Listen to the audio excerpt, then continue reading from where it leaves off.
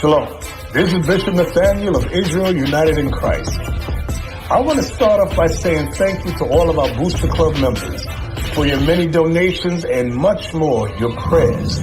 We visited faraway countries and strange lands. We've even spoken to dignitaries and were detained for spreading the glorious gospel in Cuba.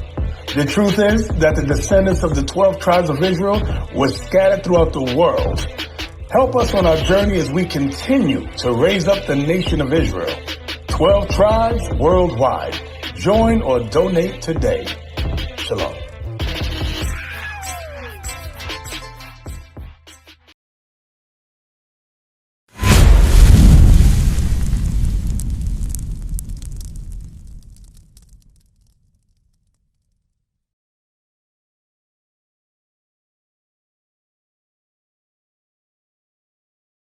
He that covereth a transgression seeketh love. It says, he that covereth a transgression seeketh love. All right, brothers, explain that, please. Somebody explain that. 1, 2, 3, 4, 5.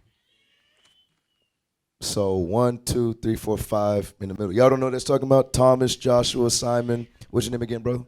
Malachi and Ricardo. Y'all don't know what that's talking about? Read it again for them. He that covereth a transgression seeketh love. Okay. So Thomas, what does that mean? Get a mic to Thomas, please.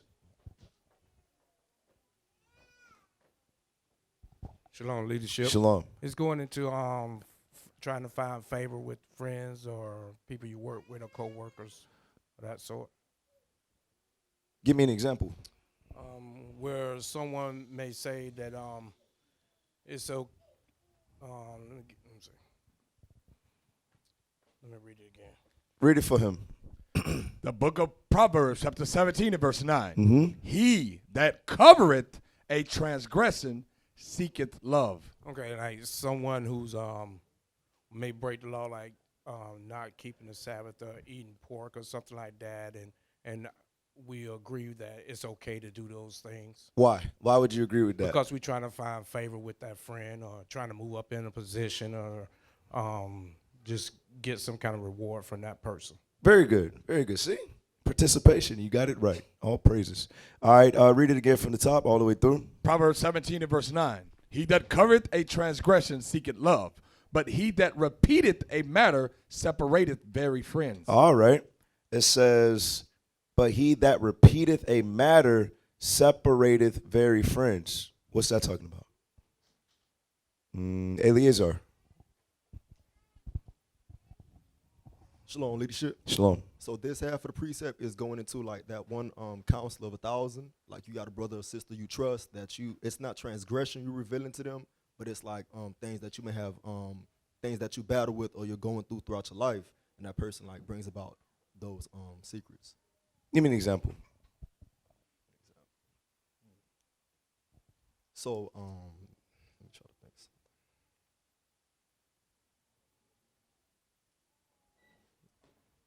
So maybe you had a situation in your family of something that you had going on, and so you talk to a brother about it, and so you find out later on that this brother, he don't revealed your family history when you was in the world to like a couple of other brothers, and so that's gonna break that trust that you had with that one brother, and going about for explaining your life too. Okay, yeah, breaking that trust. When you repeat a matter, that's going into breaking that trust with somebody who confided in you. They was expecting you to keep that close or keep it secret. Okay, go to Sirach 22. No, go to Sirach 41 first. All right. Start at verse 17, and we're going to read down to verse 23. The book of Ecclesiastes, chapter 41 and verse 17. Mm-hmm. Be ashamed. Turn his mic up, please.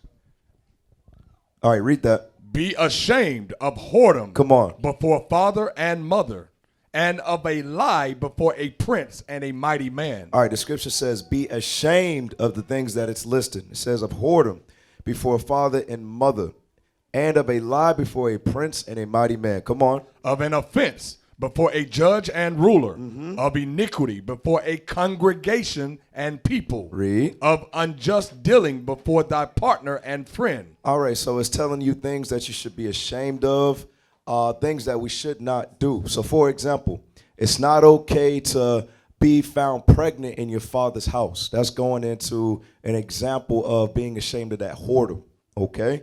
It goes on to say, or an offense before a judge or a ruler. That's going into what? An offense dealing with leadership before them. Also goes on to say iniquity before a congregation, meaning what? That's something that is embarrassing. It brings forth shame to you and your family if you have to be stood up in front of the congregation. Read verse 19. Verse 19. Come on. And of theft in regard of the place where thou sojournest, and in regard of the truth of God and his covenant. In regard of the truth of God and his covenant, read. And to lean with thine elbow upon the meat. What's that talking about? What is that talking about? I think that went over a lot of y'all heads. Read that part again. And to lean with thine elbow upon the meat. What is that talking about?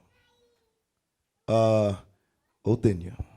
No, that's not your name. You've lied to me the last 4 years. It's Othniel. See? This brother, man. Let me call him Othniel for all these years, man. His name's Othniel. Shalom, leadership. This brother. It's going into how you carry yourself at the table. What table? The dinner table. The dinner table. Give me an example. Like when you out to eat or whatever, like you amongst people, you shouldn't have your hands on the table, like your elbows, like this. You shouldn't be eating like this at the table. Is that what it's talking about? Know what it sound like? Yeah, that's what it's talking about. Yes, sir. All right, very good. All right, read on. And of scorning to give and take. Come on. And of silence before them that salute thee. You see how disrespectful that is? Or somebody say, hey, shalom, brother. And you don't say anything. You should be ashamed of that. That's called what? That's called disrespect. It's very disrespectful. All right, read it again. And of silence before them that salute thee. Come on. And to look upon an harlot. Be ashamed to look upon a harlot. Read. And to turn away thy face from thy kinsman. Or to take away a portion or a gift. Read. Or to gaze upon another man's wife. What's that called? You commit what in your heart? Adultery. Read. Or to be over busy with his maid. And come not near her bed. Or of upbraiding speeches before friends. And after thou hast given, upbraid not. Now, we read all this to get to this point. Verse 23. Verse 23. Or of iterating and speaking again that which thou hast heard. Read that part again. And of iterating and speaking again that which thou hast heard. Read. And of revealing of secrets. And of revealing of secrets. That's going into what? Tale-bearing, telling things that were near and dear about somebody to another person who they did not intend for them to hear that thing. Okay, go to Sirach 22. So it says, be ashamed of that, all right? Be ashamed of that thing. What time is it? Okay, all right. Sirach chapter 22. I'm trying to move, start at verse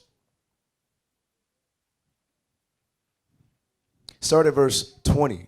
The book of Ecclesiastes, chapter 22 and verse 20. Come on. Whoso casteth a stone at the birds, frayeth them away. What's that mean? Ricardo. Come on. Shalom, leadership. Shalom. If you throw a stone at the bird, they're going to fly away. If you throw a stone at a bird, he's going to fly away, right? Yes, sir. All right, read on. And he that upbraideth his friend breaketh friendship. You see that? You see that if you upbraideth your friend, you're going to break the friendship. So it's going into the same thing. What are some things that can tear apart a friendship? And tell us.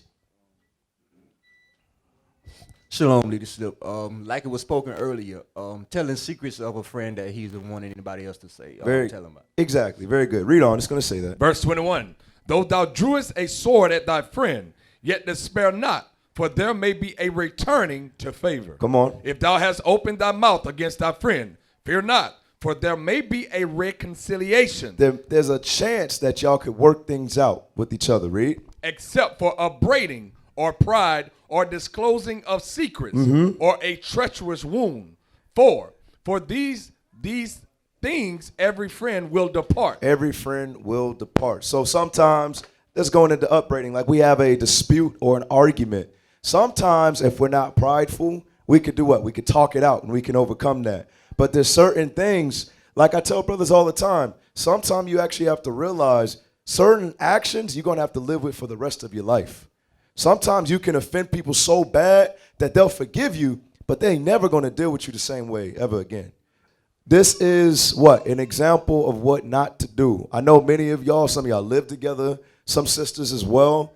The Bible's telling us there's certain things that you don't do. If you want to burn a bridge, this is how you do it right here. All right, so we have to respect each other's privacy. When somebody's confiding in you, you have to understand that this should not be repeated to anybody else. Everybody understand that?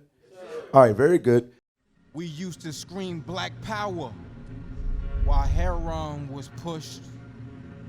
But at the end of the day, nothing's in vain. IUIC has been given a vision. The tents of Judah has risen. Many has attempted the mission, minor murmuring, omitting, and missing the mark. Just reading that he had the flame of fire in his eyes gave us the spark. We on Paul's mission. We out on the road, purple and gold, from Mexico, Cuba, Haiti, Ghana, Sierra Leone. 144,000 boots banging, concrete crackling. These are our men repented at heart. The scriptures is proof. IUIC, we deliver the truth.